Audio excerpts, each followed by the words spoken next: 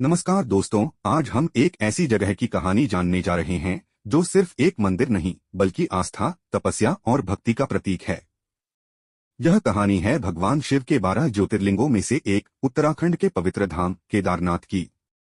केदारनाथ सिर्फ एक धार्मिक स्थल नहीं है बल्कि यहाँ की हवा में एक गहरा रहस्य और दिव्यता छिपी है। आज हम उस पौराणिक कथा को जानेंगे जो इस धाम की नींव है। तो चलिए हिमालय की गोद में बसी इस पवित्र यात्रा की शुरुआत करते हैं।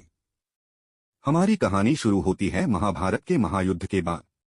इस युद्ध में पांडवों ने अपने ही भाइयों, गुरुओं और संबंधियों का वध किया था। जीत तो मिल गई, लेकिन उनके मन में इस महापाप का बोझ बहुत भारी था। वे इस पाप से मुक्ति पाना चाहते थे और इसके लिए उन्होंने भगवान शिव का आशीर्वाद लेने का निश्चय किया। पांडवों को लगा कि सिर्फ शिव ही उन्हें इस पाप से मुक्त कर सकते हैं। लेकिन भगवान शिव पांडवों से मिलना नहीं चाहते थे। वे पांडवों के इस कृत्य से अप्रसन्न थे। इसलिए वे उनसे बचने के लिए कैलाश पर्वत छोड़कर हिमालय की गुप्त गुफाओं में चले गए। पांडवों ने भी हार नहीं मानी।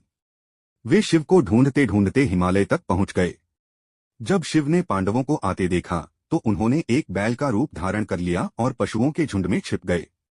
पांडवों को संदेह हुआ। तभी उनके दूसरे भाई भीम ने एक अद्भुत युक्ति सोची। उन्होंने अपनी विशाल काया को 2 पहाड़ों के बीच फैला दिया और सभी जानवरों को उसके नीचे से जाने दिया। सभी जानवर निकल गए, लेकिन वह बैल नहीं निकला। भीम समझ गए कि ये कोई साधारण बैल नहीं है। जब उन्होंने बैल को पकड़ने की कोशिश की तो बैल धरती में समाने लगा। बैल के रूप में शिव को धरती में समाते देख भीम ने अपनी पूरी ताकत से उसकी पीठ को पकड़ लिया। पांडवों की सच्ची भक्ति और दृढ़ता देखकर शिव बहुत प्रसन्न हुए।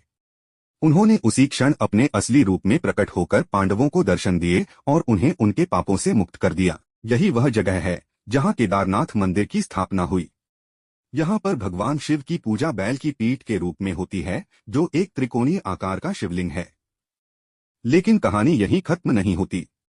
जब बैल का शरीर धरती में समा रहा था तो उसके शरीर के अलग अलग भाग अलग अलग जगहों पर प्रकट हुए। इन सभी स्थानों को मिलाकर पंच केदार कहा जाता है। ये हैं केदारनाथ, पीठ, तुंगनाथ, भुजाएं, रुद्रनाथ, मुख, मध्यमहेश्वर, नाभि और कल्पेश्वर, जटाएं। तो ये थी केदारनाथ की पौराणिक कथा। यह कहानी हमें सिखाती है कि सच्ची भक्ति और पश्चाताप से हम अपने सबसे बड़े पापों से भी मुक्ति पा सकते हैं। केदारनाथ धाम हमें यह भी याद दिलाता है कि शिव सिर्फ संहारक नहीं बल्कि दया के सागर भी हैं।